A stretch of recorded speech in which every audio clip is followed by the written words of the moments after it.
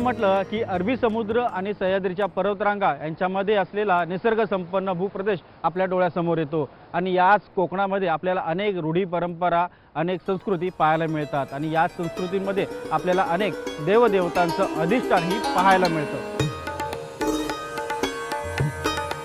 कोकण जितका निसर्ग संपन्न आणि समृद्ध आहे तितकीच कोकणातली प्रथा आणि परंपरा संस्कृती सुद्धा संपन्न आणि समृद्ध आहे।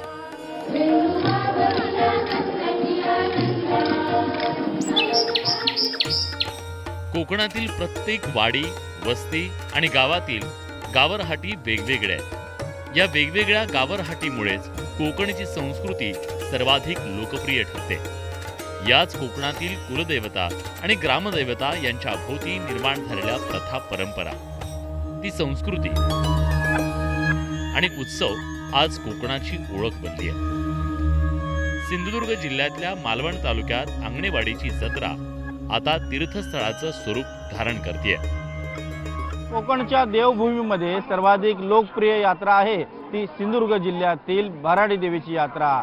सिंधुदुर्ग जिल्ह्यातील मालवण तालुक्यामध्ये आंगणेवाडीमध्ये ही भराडी देवीची यात्रा दरवर्षी भरते आणि या भराडी देवीच्या वार्षिक उत्सवाला जवळपास 10 लाखाहून अधिक भाविक दरवर्षी येत असतात।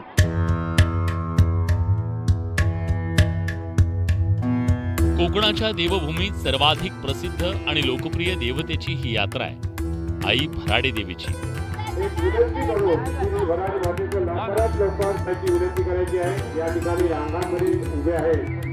सिंधुदुर्ग जिल्ह्यातल्या मालवण तालुक्यात आंगणेवाडीची यात्रा म्हणून भराडी देवीची ही यात्रा सुप्रसिद्ध आहे। आंगणे कुटुंबियांच्या खासगी मंदिरात ही यात्रा दरवर्षी मोठ्या जल्लोषात साजरी केली जाते आणि या यात्रेत दरवर्षी 10 लाखाहून अधिक भाविक सहभागी होतात। इथे लोक जे भाविक येतात ते म्हणजे आम्ही काय कोणाला असं म्हणजे आमंत्रण किंवा असं काय होत नाही। हे ज्यावेळी आमची यात्रा ठरली जाते आम्ही फक्त डिक्लेअर करतो इथनं आणि सगळीकडे त्याचा पूर्ण महाराष्ट्रभर किंवा बाहेरचे लोक वगैरे प्रत्येकजण जो का भाविक असतो तो त्या भक्तीप्रमाणे तो तिला ओढला जातो। कारण प्रत्येकाची ओढ असते की आंगणेवाडीची जत्रा एवढी मोठी जत्रा आणि तिथे नाही गेलं तर आम्हाला ते म्हणजे कसं तरी म्हणजे असं एक प्रकारचं एक भावनिक हे आहे। आई भराडी देवीच्या उत्सवाला फक्त कोकणातूनच नाही तर पश्चिम महाराष्ट्रातून सुद्धा मोठ्या संख्येने भाविक येत असतात।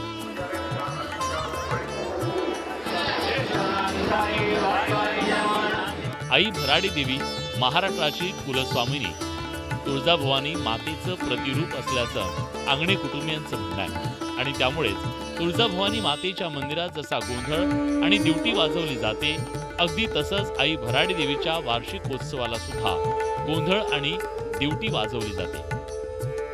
वर्षानुवर्ष जी प्रथा चालू राहिलेली आहे गेली 300-400 वर्षी प्रथा चालू राहिलेली आहे की तुळजाभवानीच्या मंदिरातले जेच गोंधळ आहेत म्हणजे आता त्यांचे पुढे वंशज आहेत तेच इथे आंगणेवाडीमध्ये येणार। त्यांना सांगावं लागत नाही। एकदा का जत्रा ठरली की त्यांना माहीत पडतं की ह्या दिवशी जत्रा आहे की ते 2 दिवस अगोदर आंगणेवाडीमध्ये येतात आणि आमचा संपूर्ण कार्यक्रम होईपर्यंत म्हणजे 22 तारीखला जत्रा 23 तारीखला आमची मोड जत्रा म्हणतात आणि 24 तारीखला गोंधळ 24 तारीखला रात्री 11 वाजता गोंधळ झाल्यानंतर देवीचा गोंधळ झाल्यानंतर तो ते आपापल्या घरचे म्हटल्यानंतर ही जी प्रथा चालू ठेवलेली आहे तशीच आहे। कोकणात देवदिवाळीनंतर आई भराडी देवीचा वार्षिकोत्सव कधी घ्यायचा या संदर्भात आंगणेवाडीतले आंगणे कुटुंबीय एकत्र बैठक घेतात आणि वार्षिकोत्सवाची मग तारीख ठरते। या वार्षिकोत्सवाची ही तारीख ठरवताना आई भराडी देवीच्या प्रथेप्रमाणे पारंपरिक कौल घेतला जातो। कोकणात कोणत्याही कार्याची सुरुवात करताना देवदेवतांचा कौल घेण्याची प्रथा आहे। देवीचा कौल मिळाल्यावर खऱ्या अर्थानं उत्सवाला सुरुवात होते। जे काय नियम दिलेले आहेत देवीच्या तेच पाळले जातात आणि त्या पद्धतीने आणि आमचं देवस्थान हे पूर्ण खाजगी आहे। आमच्या प्रत्येकाच्या घराघरामध्ये देवीचा फोटो मिळणार नाही देवारा मिळणार नाही। आमचं देवघरच आमचं ध्येय आहे। त्यामुळे संपूर्ण ह्या आंगणे समाजाचं देवघर म्हणजे आमचं मंदिर। त्यामुळे आमच्या सगळ्या विधी ह्या मंदिरातच होतं। आता आम्ही आमची देवी असून आमची देवीची प्रतिमा आम्ही प्रत्येक घरामध्ये लावत नाही। आई भराडी देवीचा वार्षिकोत्सव साजरा करण्यासाठी सुरक्षित आणि भाविकांना कोणताही त्रास होणार नाही अशा दृष्टीनं नीट नियोजन करावं लागतं। त्यासाठी आंगणे कुटुंबातील आयोजकांच्या विविध समित्या एकसंघपणे काम करत असतात। त्यासाठी लागणारं मनुष्यबळ स्वतः आंगणे कुटुंबातील व्यक्ती जबाबदारीनं काम करतात। त्याचबरोबर अनेक सामाजिक संस्थांचे कार्यकर्तेही सेवेकरी म्हणून मदतनीस म्हणून काम करतात. बसून सगळ्या गोष्टी आम्ही ते विचार काय करावं आणि काय नाही करू, गेल्या वर्षी काय कमी पडलं, कमी पडत काय नाही. आणि आमचं फक्त एकच आहे आंगणे कुटुंबियांचं आणि आंगणे ह्यांचं, की फक्त येणाऱ्या भाविकाची कशी सेवा त्यांची करायची. आम्ही हे फक्त देवीचे म्हणजे सेवक आहोत, भाविकांचे सेवक आहोत. कमीत कमी वेळेमध्ये जास्तीत जास्त भाविक देवीचं दर्शन सुलभतेने कसं त्यांना मिळेल ह्याची संपूर्ण जबाबदारी अंगणेवाडी कुटुंबीय तसंच अंगणेवाडी विकास मंडळ आणि शासन हे कोऑर्डिनेशन वर्कर असल्यामुळे कोणाही भाविकाला दर्शन मिळालं नाही ही कंप्लेंट अंगणेवाडीमध्ये होत नाही.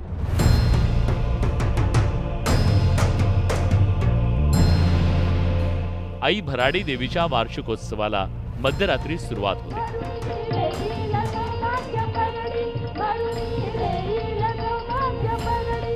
पारंपरिक प्रथेप्रमाणे विधिवत पूजा केल्यानंतर अंगणे कुटुंबातील 5 मानकरी सर्वप्रथम आई भराडी देवीची पूजा करतात आणि खणा नारळानं ओटी भरतात. आई भराडी देवीच्या मंदिरातील गुरव पुजारी हे देवीला कोकणी पद्धतीनं गाराणं बोलतात. यानंतर भाविकांना देवीच्या दर्शनासाठी सुरुवात करण्यात येते. त्यांची पूजा म्हणजे खण नारळ ओटी हाच देवीचा हे असतो आणि ते साधारण 22 तारीखला सकाळी 3 वाजल्यापासून ते सुरू करतो आम्ही खण नारळ ओटी म्हणजे जो त्याला आपण नवस म्हणतो. बाकी आमच्या देवीला काय लागत नाही किंवा त्यांची काही मागणी नसते. हे खण नारळ आणि तांदळ म्हणजे ओटी म्हणतो. आई भराडी देवीचा वार्षिकोत्सव साजरा करताना अंगणे कुटुंबातील महिला मागे नसतात. अंगणे कुटुंबातील महिला आई भराडी देवीचा नैवेद्य आणि प्रसाद करण्याची जबाबदारी पूर्ण करतात. कोकणात गणेशोत्सव, शिमगा आणि त्रिपुरारी पौर्णिमा या 3 उत्सवांसोबत कुलदैवत आणि ग्रामदैवतांच्या यात्रा आणि जत्रांसाठी संपूर्ण कुटुंब एकत्र येतं. यावेळी कुटुंबातील माहेरवाशिणीचा उत्साह वाखाणण्याजोगा असतो. आपण एका स्वयंपाकघरामध्ये अंगणे कुटुंबियांच्या आणि या स्वयंपाकघरामध्ये आपण पाहिलं असेल की कशा प्रकारे पूर्वतयारी जी आहे ते आपल्याला करताना इथे महिला दिसतात. इथे खूप मोठी भांडी जी आहे ती आपल्याला पाहायला मिळतात. एखाद्या लग्न सोहळ्याच्या वेळेला जशी मोठी भांडी असतात तशी भांडी आपल्याला इथे आढळून येतात. आपण ताईंशी बोलू की नेमकं कशी तयारी करतात तुम्ही? ज्या वेळेला जत्रा ठरते तेव्हापासून आमची तयारी ॲक्च्युली सुरू होते. मग आम्ही 4-5 दिवस आधीच येतो आणि मग सगळेजण आम्ही घराची पहिली साफसफाई करून घेतो पूर्ण. मग ही भांडी असतात ती घासून घेतो आणि त्याप्रमाणे मग ही तयारीला सुरुवात होते. मग वाटप करायचं असतं, भाज्या साफ करायच्या असतात, कडधान्य भिजत घालायचं असतं, सगळं भरपूर असं, नारळ खोलायचं असतं. आजी काय सांगाल तुम्ही कशा प्रकारे एकूण तयारी करता आणि हे भोपळे नेमकं काय करतात? हा भोपळे किसून गुळ वगैरे घालून त्याच्यामध्ये सर्व खोबरं वगैरे घालून आम्ही शिजवतो आणि पिठामध्ये हे करतो. आणि मोठे वडे लागतात आम्हाला एवढे देवाला. आणि भोपळ्याचे जे वडे केले जातात हे भोपळ्याचे वडे इतर ठिकाणी फारसे दिसून येत नाही. कोकणामध्ये आपण पाहतो की सागोचे वडे फार प्रसिद्ध आहेत, पण भोपळ्याचे वड्यांचं काय आहे? यात्रा ठरल्यावर आम्ही कोणीही भोपळा खात नाही. आमच्या अंगणी कोणी खाणार नाही. हा फक्त देवीला पहिला नैवेद्य दाखवतो आणि आम्ही खाऊ शकतो. काय सांगाल ताई तुम्ही कशा प्रकारे देवीचा नैवेद्य करता? आम्ही नैवेद्य करताना 5 प्रकारच्या आम्ही भाज्या करतो. त्याच्यामध्ये एक हिरवे वाटाणे आणि बटाटा घालून केलेली एक भाजी असते, वालीची एक भाजी असते. म्हणजे ज्या फळभाज्या आहेत, आजची तुमची यंग जनरेशन जी आहे ती फास्ट फूडच्या जमान्यात वावरणारी आहे, पण इथे आल्यावरती खऱ्या अर्थाने मुलांना जे आहे त्या काय फळभाज्या आहेत त्या कळतात. भराडी देवीचा प्रसाद हा जो आहे तो भोपळ्याच्या वड्याचा केला जातो. मुंबईला दिवाळी म्हटलं की जशी साफसफाई करतो त्याप्रमाणे इथे सुद्धा या घरामध्ये सगळी साफसफाई तशीच केली जाते. सगळी भांडी वगैरे जी ठेवलेली असतात ती काढली जातात, सगळं काही होतं. पण त्या दिवशी मात्र भटजी स्वतः इथे येतात, प्रत्येकाच्या घरोघरी जातात आणि ते त्या ठिकाणी शुद्धीकरण जे आहे ते करून त्याचे पाणी देतात. त्यानंतरच आमच्याकडे ज्या काही आहे ते जेवणाला सुरुवात होते. जेव्हा प्रसाद बनवला जातो त्यावेळेला आमच्या हातांच्या जे काही घरात सुडा जो भरलेला असतो त्या बांगड्यांचा आवाज आम्ही न करता शांतपणे आणि जितकं तुम्ही देवीचं नामस्मरण करत ते जे काही तो पदार्थ बनवताय किंवा जे काही प्रसाद जो आहे तो प्रत्येक घरातली महिला ही जे आत्मीयतेने बनवत असते आणि ते बनवून नंतर तो तयार झालेला प्रसाद जो आहे तो संध्याकाळी मग आम्ही जी कोणी महिला ते ताट घेऊन जाणार आहे तिच्या हस्ते ते ताटामध्ये त्या परातीमध्ये ते सगळे पदार्थ जे आहेत ते वाढले जातात पूर्णतः. आणि ते ताट पण जे परात जी आहे ती परंपरेने चालत आलेली ती परात असते, तीच ते पुढे प्रत्येक सून लेग नेते. आता तुम्ही पहिले AI टेक्नॉलॉजीचा जमाना आहे, सगळं काही पटापट तुम्हाला मिळते. आज मुलांनी नुसतं जरी म्हटलं तरी सगळ्या काही गोष्टी त्यांना लगेच कळतात. पण या ठिकाणी आल्यावर त्यांना आपलं घर म्हणजे काय, कल्चर म्हणजे काय, म्हणजे संस्कृती काय ती इथे आल्यानंतर कोकणात आल्यानंतर कळते. एक नैवेद्य जो आहे तो घरातील महिला बनवत आहेत. मात्र या नैवेद्य बनवताना आणि नैवेद्य पूर्णपणे त्याचा प्रसाद म्हणून वाटप करत असताना संपूर्ण महिला कशा प्रकारे एक दिलाने काम करतात आणि हा उत्सव मोठा करण्यामध्ये या आंगणे कुटुंबातील महिलांचा सगळ्यात मोठा असा सहभाग असतो.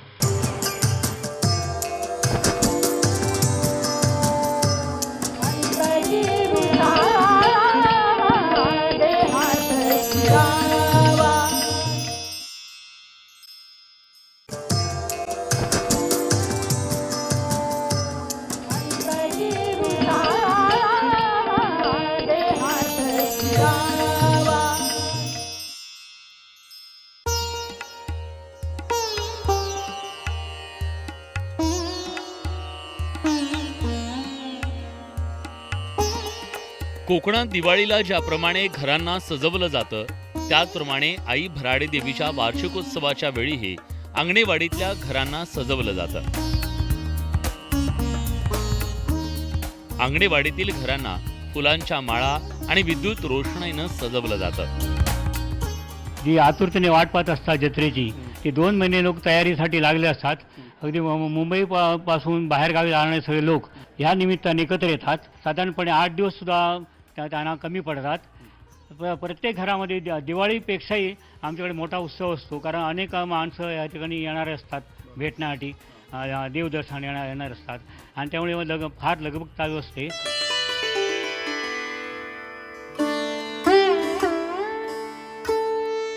कोकण हे कलाकारांचं माहेरघर आहे आणि त्यामुळे यात्रा जत्रांच्या उत्सवात घरातील पडवीत तुळशी वृंदावनाच्या सभोवती रांगोळी काढली जाते. त्यासाठी खास मुंबईकर भराडी देवीचे भक्त पूर्वतयारी करून अंगणेवाडीत येतात. रांगोळी यासाठी की आमच्यासाठी हा उत्सव म्हणजे अंगणेवाडीची जत्रा म्हणजे आजी भराडी देवी, आमचा उत्सव खूप मोठा असतो. जसं कुणकेश्वरची जत्रा असते तशीच ही अंगणेवाडीची जत्रा असते.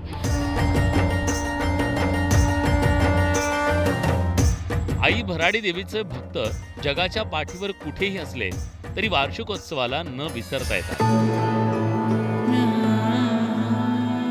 दुबईला कामाधंद्यानिमित्त स्थायिक झालेले दीपराज जाधव गेली 24 वर्ष न विसरता आई भराडी देवीच्या दर्शनाला कुटुंबासह येतात.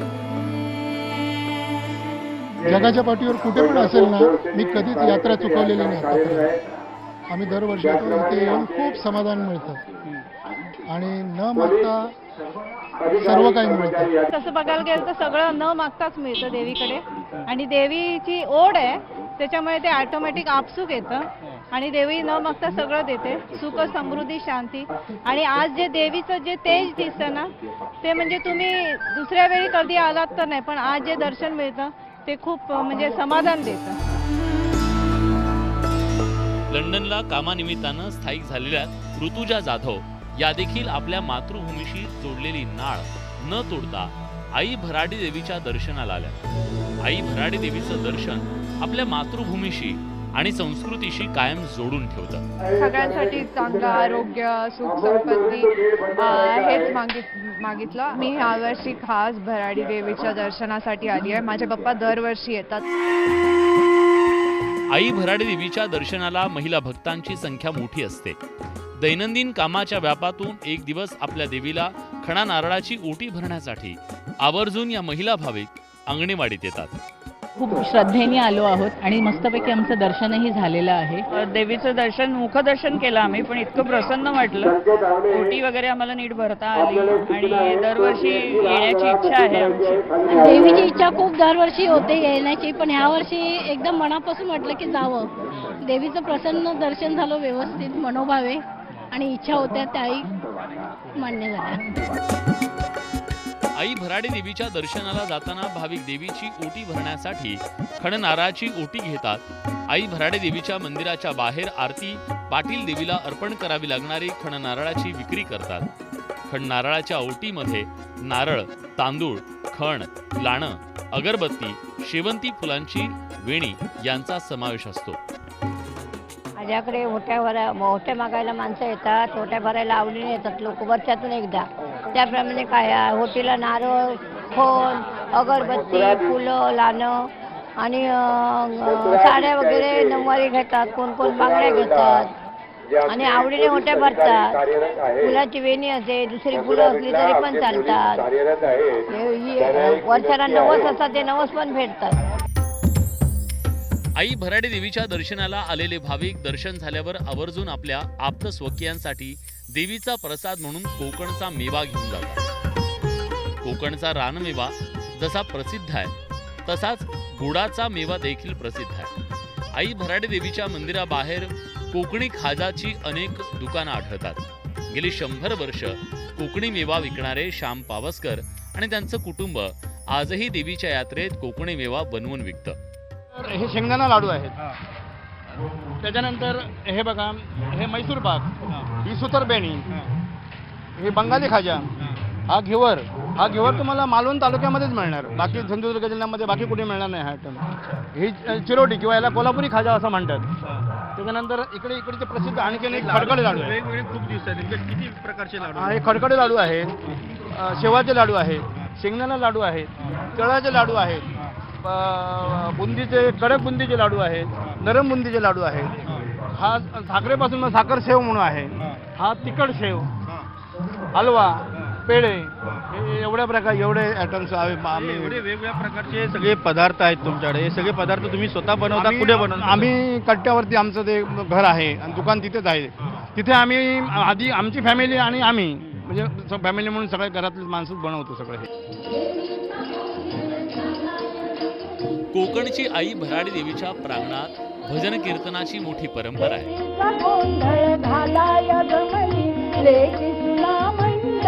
भजन कीर्तन मंडळांमध्ये आधी पुरुषांचा भरणा होता, पण आता महिला भजन आणि कीर्तन मंडळांनी सुद्धा आपण मागे नसल्याचं दाखवून दिलंय.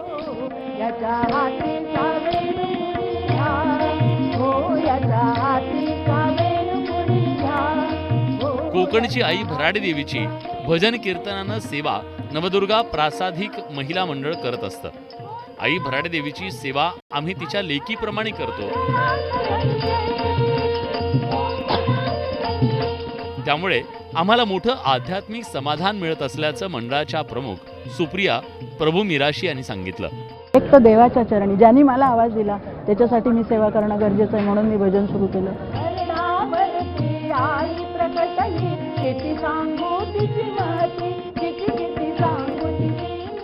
गेली 26 वर्ष भजन कीर्तन करतानाच आपली कोकणची प्रथा, परंपरा आणि संस्कृती जपण्याचं आवाहन त्या करतात.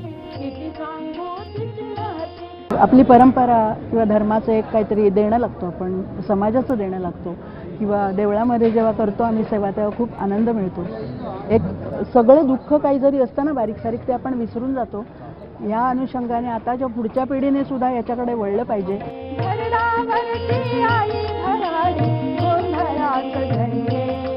भजन कीर्तन करत असताना आई भराडी देवीच्या सेवेत या महिला मंडळांनी आई भराडी देवीचा गोंधळ लिहिला आणि यावर्षी त्यांनी गोंधळ आई भराडी देवीच्या समोर सादरही केला.